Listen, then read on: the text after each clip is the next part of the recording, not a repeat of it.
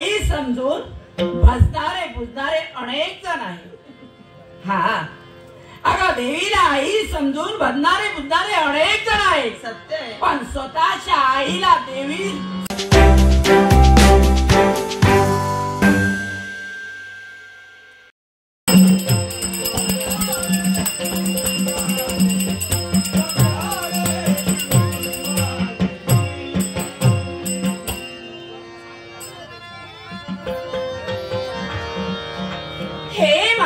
भगवती माते आणि या कनक नगरीच्या राजसिंहासनाला या दोघांना या कनक नगरीची महाराणी पद्मावती तुमच्या चरणाजवळ नतमस्तक होते, नतमस्तक होते। आई तुझा मंगलमयचा आशीर्वाद मला सदैव प्राप्त होण्यासाठी अगं तुझ्या चरणाशी या एक सारखी आम्ही झटतोय।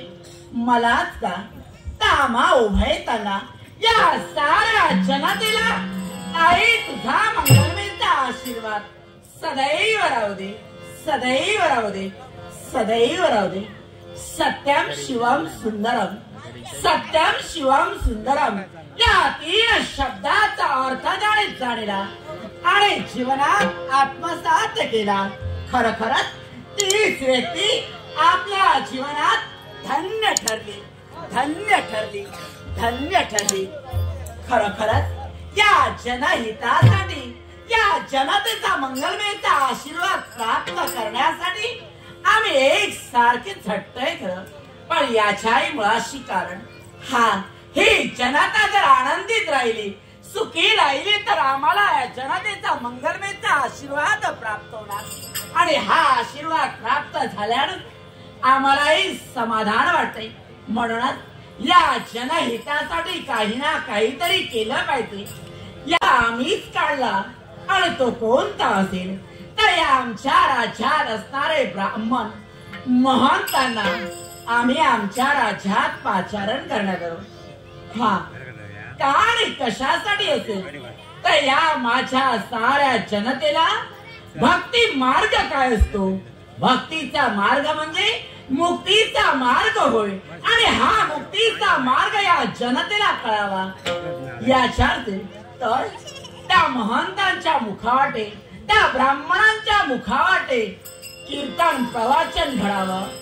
या माझ्या जनतेने ते ऐकावं, अर्थात या विश्वाच्या ठिकाणी अनेक जण भक्ती करतात, पण त्या श्रेष्ठ भक्ती कोणती असेल तर ती श्रवण भक्ती आणि तेच कीर्तन प्रवचन या माझ्या जनतेने श्रवण करावं आणि ती श्रेष्ठ भक्ती या माझ्या जनतेकडून घडावे।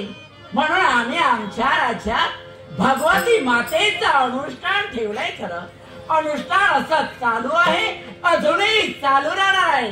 यावेळी या अनुष्ठानाच्या वेळी प्रत्येक दिनी आनंदात होतोय। सारं या ठिकाणी पाहिलं असेल हे भक्तिमय वातावरण पाहून साऱ्यालाही मनालाही आनंद होतोय। प्रत्येक जण भक्ती मार्गात मग्न आहे। पण देवा हे माझी आई, अगं स्त्रीचं मन एके बाजूला जरी आनंदित असला तर दुसरे बाजूला ते दुःखही असतं। पण कधी कुणाच्या स्त्रीला विचारलात का तुझ्या मनात दुःख काय? स्वतःच्या नवऱ्याला ती दुःख कधीही दाखवत नाही, कारण अंतर मनापासून ते दुःख लपवत असते आणि तेच दुःख माझ्याही मनात आहे। या भगवती मातेच्या अनुष्ठानात आम्ही एकटेच हा विचार साऱ्यांच्या मनी येतोय। हाती हिरवा तुला मणी मंगळसूत्र मस्तकी कुंकू असून माझं सौभाग्य या भगवती मातेच्या अनुष्ठानात का नाही? आठवते ना प्रसंग, आठवते प्रसंग कोणता असेल तर या राज्याचे राज करते राजा पद्मसेन या न्याय गादीवर बसून न्याय देण्याचं कर्तव्य करत असताना या आमच्या कनक नगरीवरती परशत्रूने हल्ला केला। एक सारखा कपटी नावाने शत्रू हल्ला करत असल्याने माझ्या सौभाग्याने हातात रणराडी घेऊन रणांगणात जाऊन झुंज देण्यास सिद्ध झाले। पण त्याच त्या शत्रूने काय केलं असेल? कपट कारस्थान करून माझ्या सौभाग्याचे हस्तपाय तोडले. हस्तपाय ही बातमी त्यावेळी आम्हाला कळली. एका शूर घराण्यात आम्ही जन्म घेतला. शूर पत्नी आम्हीच झालो. त्यावेळी स्त्री धर्म काय असतो? पतीवर आलेलं संकट पत्नीने दुरापास्त केलं पाहिजे. हा स्त्री धर्म आम्ही काढला. त्या स्त्री धर्मासाठी आमच्या हाती रणरागिणी घेऊन रणांगणात जाऊन संत देण्यासाठी सिद्ध झालो. पण आईच्या आशीर्वादाने आम्हाला विजयी प्राप्त झाला. आईच्या आशीर्वादाने आम्हाला विजयी प्राप्त झाला. माझ्या साऱ्या सैनिकांना घेऊन राजकर्त्यांना घेऊन या राजवाड्यात माझं आगमन झालं. त्याच वेळी माझ्या सौभाग्याने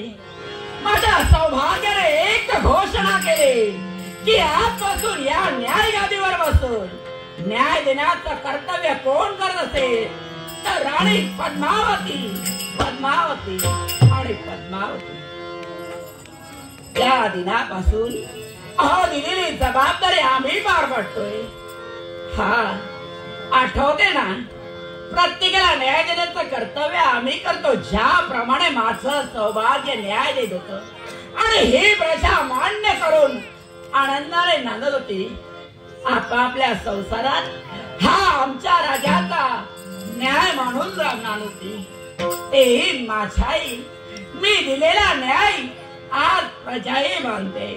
पण भगवती मातेच्या अनुष्ठानाची जबाबदारी मी दिली आहे कुणावर तरी, आणि ती थोर व्यक्ती जर कोण असेल तर एकच,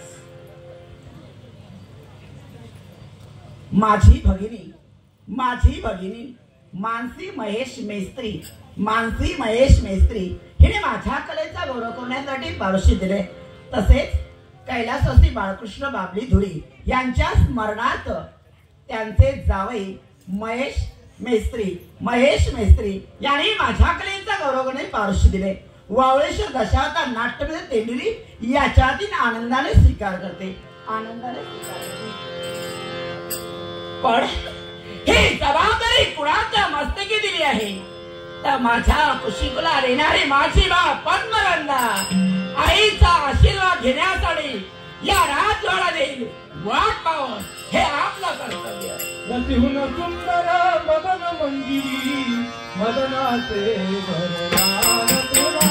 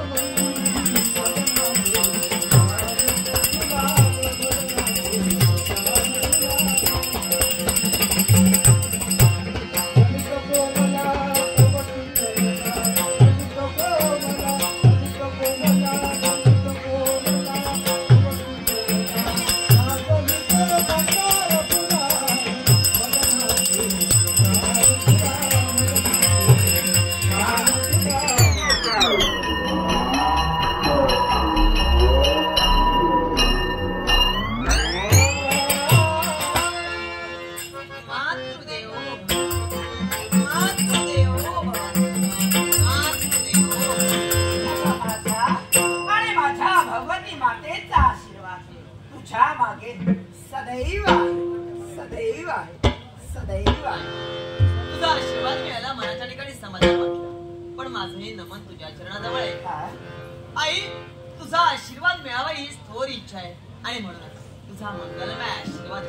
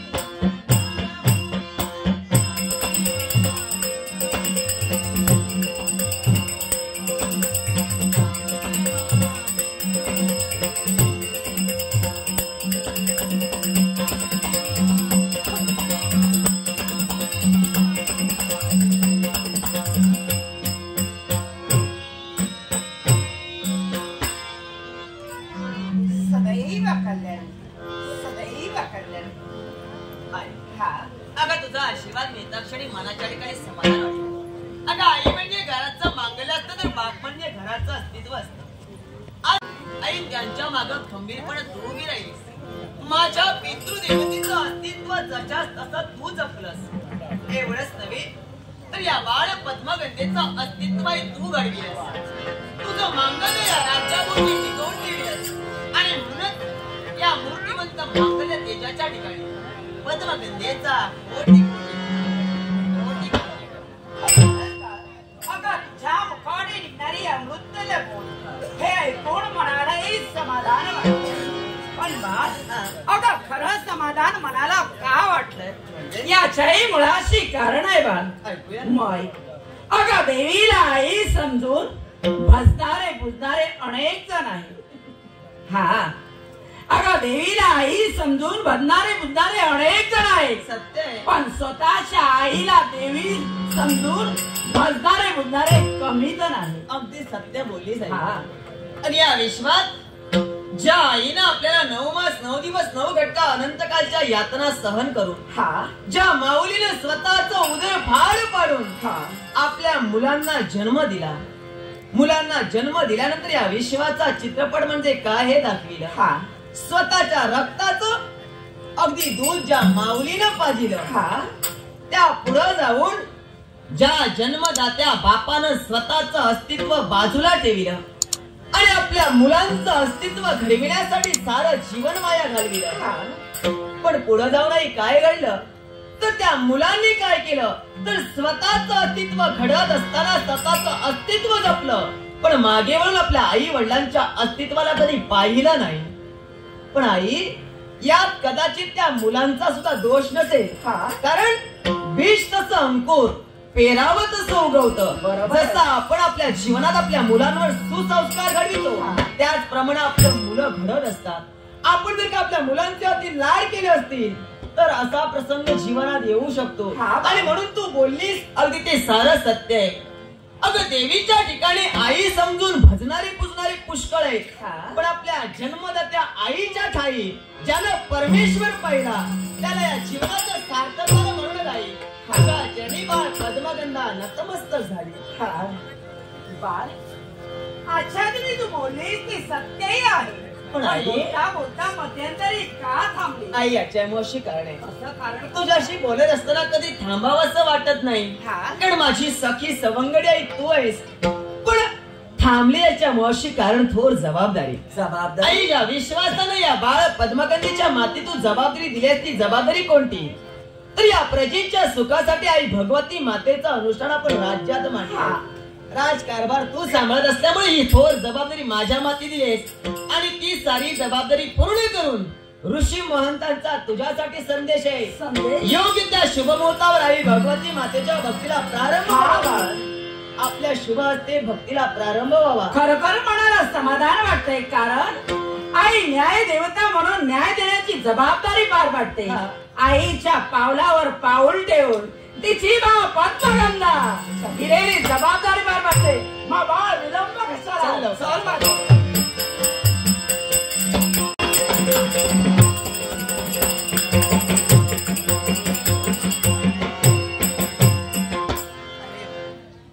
समाधान वाटू लागलं.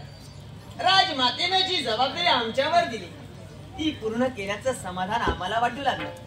आणि का बरं वाटू नये? या दिशेला पाहिलं असेल तर सारी ऋषी महंत उपस्थित आहेत, यज्ञ मंडप सुसज्ज झालाय. पण त्याही पलीकडे समाधान एका गोष्टीचं वाटलं. आज आमची सारी प्रजा आज या भक्तिमय वातावरणात दंग झालीये. प्रत्येकाच्या मुखात आई भगवती मातेचं नामस्मरण चाललंय. पाहिल्यानंतर समाधान वाटलं. पण हे आई भगवती माता, हे तुझं व्रत जे आम्ही आचरणात आणले ते सर्व स्वार्थासाठी नाही ग, तर या प्रजेच्या सुखासाठी, या प्रजेच्या हितासाठी ही तुझी भक्ती आम्ही करतोय. कारण या प्रजेचा राजकर्ता आज अपंगत्वास प्राप्त झाल्यामुळं ही प्रजा चिंतेत होती. पण या प्रजेची चिंता आम्ही दोघेही स्त्रिया असताना सुद्धा त्यांना विवंचनेत न पाडता या प्रजेच्या सुखासाठी, या प्रजेच्या हितासाठी आम्ही खंबीरपणे उभी राहिलो. आणि तीच शक्ती आणि ते बळ तू आम्हाला द्यावस ही तुझ्या चरणी प्रामाणिक इच्छा. पण बापरे, बोलते खरं, आतापर्यंत राजमातेचं आगमन झालं नाही. शुभ मुहूर्त समीप येतोय, काही क्षण मार्ग प्रतीक्षा करावी अशी हे सत्य आहे.